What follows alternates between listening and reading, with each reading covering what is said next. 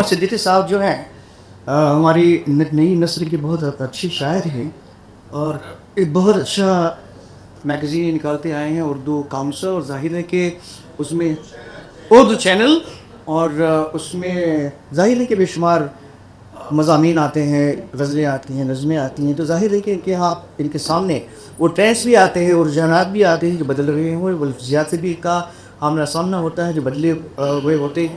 آپ نے تعلق روشن بہت شکریہ. یہ اصل میں یہ معاملہ لفظیات کا ہے نہیں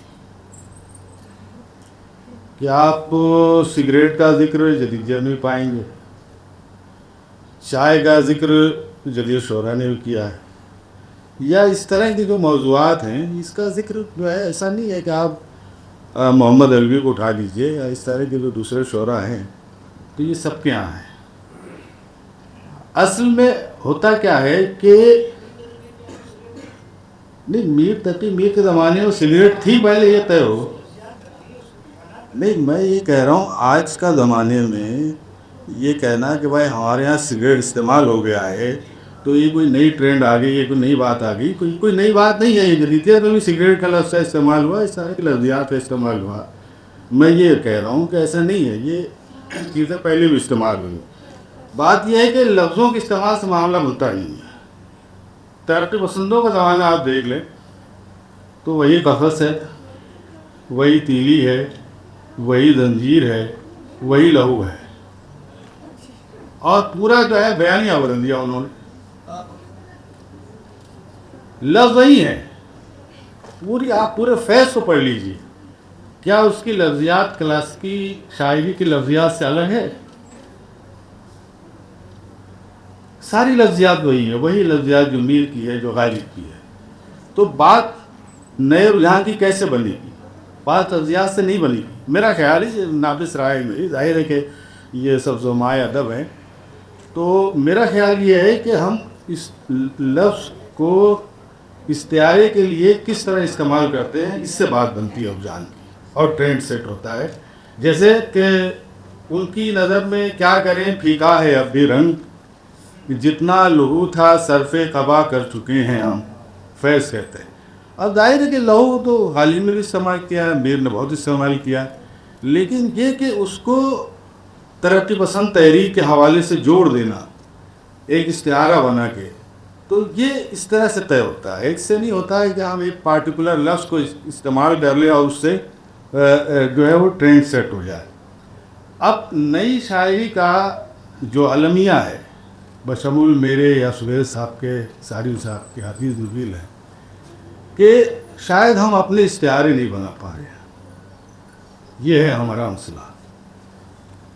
اگر ہم اپنے آپ کو اپنے ماں قبل کے جو شعراء ہیں، شیپر رسول صاحب ہیں، فرحت احساس ہیں، اس سے پہلے اگر ہم چلے گئے تو شکیب جلالی ہیں، بانی ہیں، عرفان صدیقی ہیں، ان سے ذرا باہر نکال کے اپنے استعارے اگر تلاش کریں تو مجھے لگتا ہے کہ ہم لوگ اپنا ٹرینڈ تب سیٹ کر پائیں گے. جہاں تک لفظیات کا ہے تو اس پہ میں 2 منٹ لوں گا.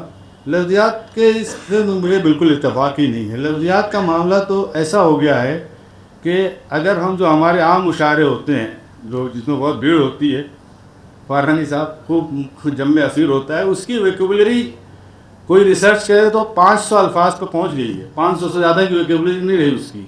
پورا کھیل وہی شمع، جگنوں، پروانہ، اسی پہ گھوم رہا ہے. حسیب صاحب آپ کا بہت مشاعرے ہوتے ہیں، کبھی آپ غور کیجئے، مشاعرے کا ایک ٹپیکل مشاعرے کا شاعر ہے، اس کی شاعری کی لفظیات 150 سے زیادہ کی، اس کے آگے وہ جی ہی نہیں سکتا، مر جائے گا. تو یہ لفظوں کا تو یہ الگ مسئلہ ہے. یہ جو نئے ٹرینڈ کی بات ہے یا نئے رجحان کی بات ہے یا عصر حاضر کو اپنی شاعری میں پیش کرنے کی بات ہے، اس کا پورا تعلق میرے ناقص رائے میں استعارے سے ہے.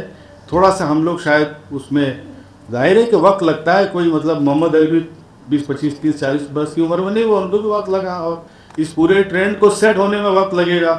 ہمارا دور بھی ذرا سا عجیب و غریب قسم کا دور ہے، ایک چیز ابھی اسٹیبل ہو نہیں پاتی، دوسری آ جاتی ہے.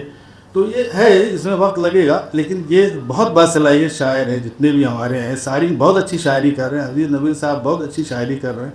ہندوستان میں کم اچھی شاعری نہیں ہو رہی. میں نے جو اعتراض کیا ساری پہ وہی کیا کہ یار آپ اتنے اچھے شاعر ہو تو آپ کو خود اپنا شعر، اگر اپنا نہیں تو عزیز نبیل یہاں بیٹھے ہوئے ہیں ہمارے بھائی، ان کا شعر کوٹ کیجیے. عبید صاحب ہے، پتہ نہیں شاید، ہاں عبید صاحب ہے. یہ سب پوری ایک گلیکسی ہے، ایسا نہیں ہے.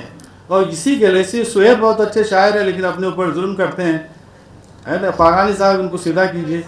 ہاں تو یہ پوری ایک گلیکسی ہے نئی شاعری کی جو اپنا ٹرینڈ سیٹ کرے گی، انشاءاللہ ضرور کرے گی. بس یہ کہ تھوڑا سا یہ اس کارے کا یہ ہے، یہ انشاءاللہ ہو جائے گا دھیرے دھیرے. استعارہ یا کوئی بیانیہ لکھنے والے کی وجہ سے سیٹ ہوتا ہے، یا زمانے کے ٹرینڈ یا اس کی جو ایک سسٹم جو چلا آ رہا ہے جس کی وجہ سے ڈھل کر کے کوئی سچویشن سامنے آ رہی ہے وہ اسے طے کرتا ہے جسے شاعر یا ادیب بیان کرتا ہے؟ نہیں، یہ بہت ہی بنیادی سوال ہو سکتے جو سہیل صاحب نے کیا. پہلی بات تو یہ کہ استعارہ سیٹ کیسے ہوتا ہے، یہ بہت اچھا سوال ہے، اس پہ آپ کو ڈسکشن ہونا چاہیے. استعارہ یا ادب کا کوئی بھی متن جو ہے وہ شاعر یا ادیب طے ہی نہیں کر سکتا ہے. یہ دو لوگوں کا کمبینیشن ہوتا ہے، یعنی کہ سامع کا اور شاعر کا، یا قاری کا یا فکشن رائٹر یا نثر لکھنے والے کا. تو استعارہ بھی سیٹ اسی وقت ہوگا کہ جب دونوں میں ایک بانڈنگ ہوگی، اس کے بغیر نہیں سیٹ ہوگا. اب ترقی پسندوں کے ساتھ معاملہ یہ ہوا تھا کہ انہوں نے جو اپنا نریٹو ہے وہ پہلے سیٹ کر لیا، پوری طرح سیٹ ہو گیا ان کا نریٹو کہ یہ بات کریں گے مزدور کی، یہ بات کریں گے ظلم کے خلاف، یہ بات کریں گے مارکسزم کی، یا یہ جو کچھ بھی ہے. اچھا جدیدیوں کا بھی سیٹ تھا. اول تو یہ کہ یہ ترقی پسندوں کی مخالفت کریں گے، اور دوسرے یہ کہ یہ تنہائی کی یا نارسائی کی یا محرومی کی یا اس طرح کی بات کریں گے. مسئلہ آیا ماں باپ جدیدیت کے ساتھ، اس نے یہ طے ہی نہیں کیا کہ اس کو کرنا کیا ہے. اور اس کا آرگومنٹ بھی یہی تھا، نہیں اس کا آرگومنٹ بھی یہی تھا کہ یہ ہم طے ہی نہیں کرتے ہیں، ہم لیجیں گے. جیسے بھی آپ نے فرمایا کہ یہ طے نہیں کر پا رہے ہیں. ہمارا آج کا شاعر جو بات کہہ رہا ہے وہ طے شدہ کسی مینیفیسٹو کے ماتحت نہیں کہہ رہا ہے، ممانت اور ہونا بھی چاہیے، اس لیے کہ ہاں چیز کیسے ہوگی. لیکن ہاں ترقی پسند تحریک نے جس مینیفیسٹو کے ماتحت شعر کہے ہیں وہ بہت لاجواب شعر کہے ہیں، اس میں تو کوئی شک نہیں. وہ یہ سہیل دیکھو میں روک رہا ہوں، یہ بالکل صحیح بات تھی کہ اگر یہ طے کر کے بھی لاجواب شعر کہے جا سکتے ہیں تو اس کی ممانعت کی کیا ضرورت تھی، کیا مسئلہ ہے؟